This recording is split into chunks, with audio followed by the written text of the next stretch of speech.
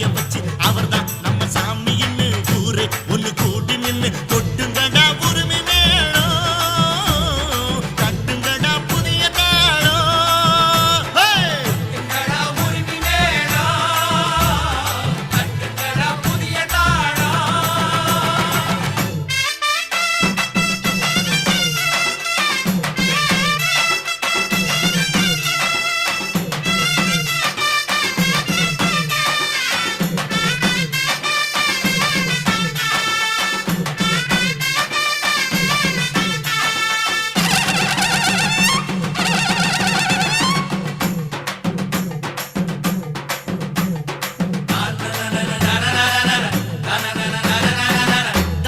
வசந்ததான அன்னதான உலகிலே